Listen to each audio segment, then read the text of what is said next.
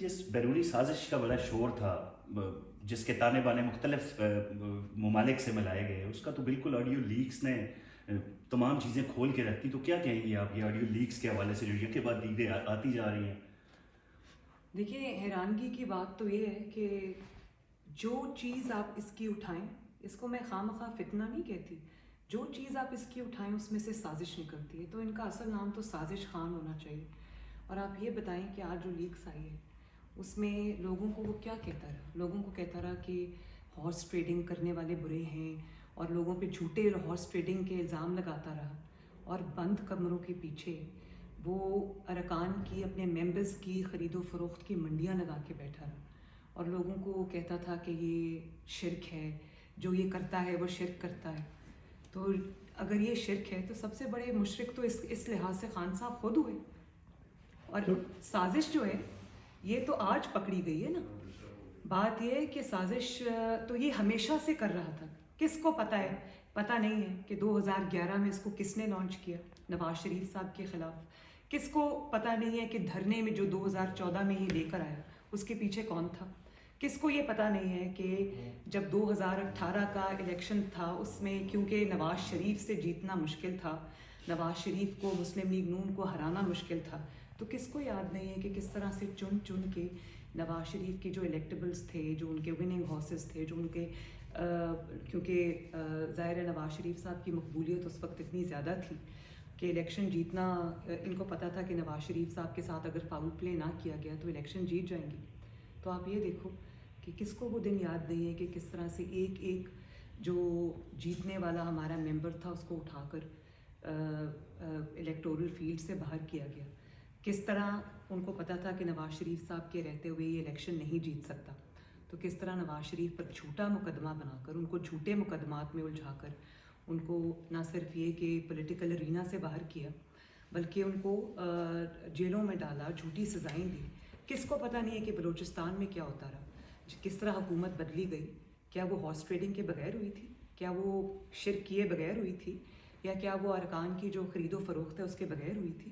اس کے بعد جب سینٹ کا الیکشن تھا، بزنجو صاحب ہمارے کینڈیڈیٹ تھے، تو جو اپوزیشن تھی اس کے اراکین کی تعداد پوری دنیا کے سامنے حکومتی اراکین سے کہیں زیادہ تھی. اور آپ نے سینٹ الیکشن کا رزلٹ دیکھا کہ یہ سازش کر کے جیت گیا. پوری دنیا نے دیکھا کہ کس طرح وہ مائکس لگائے گئے، چھپا کے کیمراز لگائے گئے، اور کس طرح سے وہ اٹھا کے اراکین کو کنٹینرز میں بند کیا گیا، ان کو فون کرائے گئے. تو کر تو وہ یہ ہمیشہ سے رہا تھا. بات صرف یہ تھی کہ یہ پہلی بار اس کی سازش ناکام ہوئی ہے. اور اس کی وجہ یہ ہے کہ اب نہ ہاتھ ہیں، نہ آنکھیں ہیں، نہ کان ہیں، اور بیساکھیاں نہیں ہیں. تو سنتے ہیں اور روز دعویٰ کرتا ہے کہ میں پاپولر ہوں، میں یہ ہوں. آپ صرف یہ دیکھ لیں کہ بیساکھیاں ہٹی ہیں تو کس طرح زمین پہ منہ کے بل آ کے گرا. میڈم اس میں اور ایک اور بات یہ کہ جیسے یہ کامیاب ہوتا ہے سازشوں میں، یہ پہلی بار اس کی سازش ناکام ہوئی ہے. اسی طرح یہ پکڑا بھی پہلی بار گیا ہے. کرتا یہ ہمیشہ سے یہی رہا ہے، فاؤل پلے کرتا رہا، آج پکڑا پہلی بار گیا ہے. تو اللہ تعالیٰ کی لاٹھی بے آواز ہوتی ہے، ہمیشہ سے اس طرح سے سازشیں کامیاب نہیں ہوتی. اب پوری دنیا ان کا یہ سیاہ چہرہ دیکھ رہی ہے.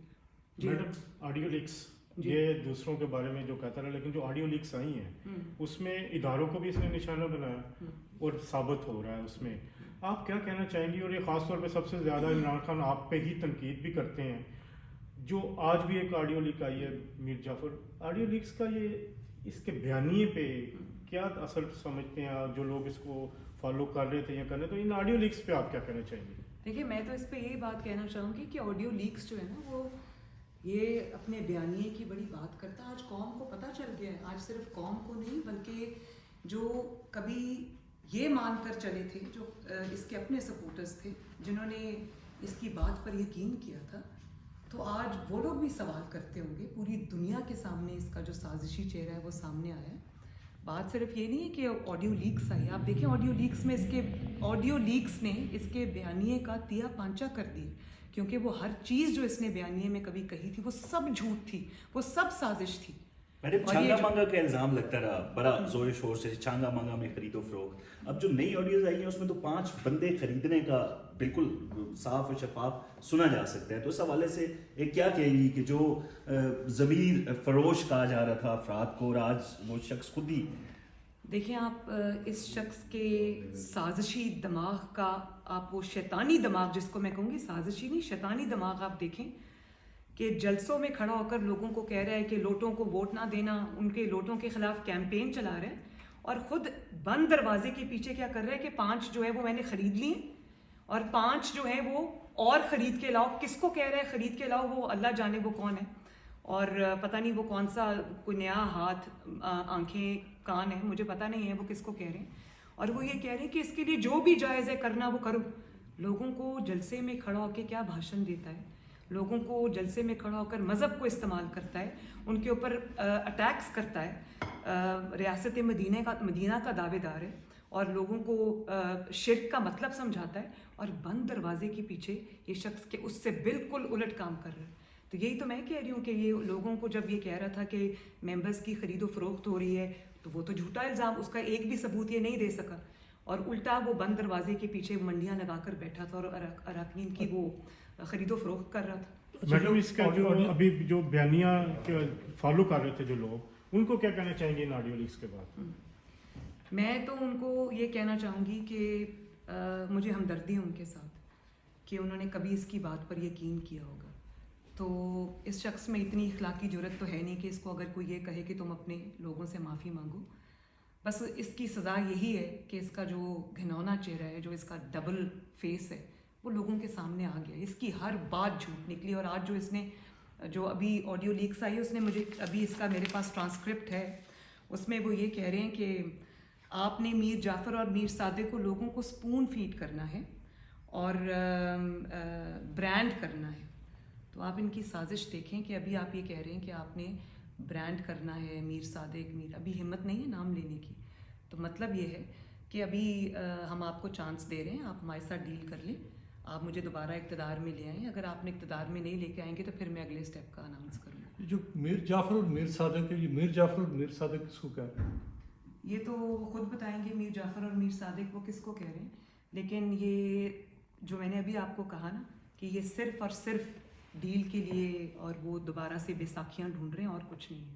کیا آپ کی پارٹی ان سے کسی بھی سطح پہ کہیں مذاکرات کرنے کے لیے تیار؟ جو افواہیں پھیلائی جا رہی ہیں کہ ایوان صدر کے تھرو کوئی بات ہو رہی ہے, اور یہ تاثر خود بھی دے رہا ہے کہ مجھے شاید کوئی ڈیل مل رہی ہے. دیکھیں اگر کوئی سیاسی شخص ہوتا تو میں ضرور اپنی پارٹی کو بھی کہتی کہ اس کے ساتھ بیٹھیں, ہم خود بھی بیٹھنے کو تیار ہوتے. لیکن جو شخص کے اوپر یہ الزام صرف الزام نہیں ہے بلکہ جرم ثابت ہوا کہ وہ بیرونی طاقتوں سے پیسے لے کر آیا, جس کو میں FFF کہتی ہوں, فورن فنڈڈ فتنہ. تو بیرونی طاقتوں کا غلام ہے, لوگوں کو آزادی کا بھاشن دیتا رہا اور بند دروازوں کے پیچھے وہ ان کو بیوقوف بناتا رہا, سازشیں کرتا رہا. وہ تو اللہ تعالیٰ نے اب پوری دنیا کو دکھا دیا. تو بات یہ ہے کہ ایک فورن فنڈڈ فتنہ جو لانچ ہی اسی لیے کیا گیا ہے کہ وہ اس ملک میں تباہی لائے, اس ملک میں فتنہ لائے, اس ملک میں انتشار لائے, اس ملک میں پولیٹیکل سٹیبلٹی نہ آنے دے. اس کے ساتھ بیٹھنا نہیں ہے, اس کو عبرت کا نشان بنانا ہے, اس کو قانون کے حوالے کرنا ہے کہ کس طرح سے 22 کروڑ ملک کے ساتھ وہ کہتا ہے کھیلنا ہے. تو یہ کھیلنے کی اجازت اس کو ہم نہیں دیں گے انشاءاللہ تعالیٰ, اس کو قانون کا سامنا کرنا پڑے گا. Thank you.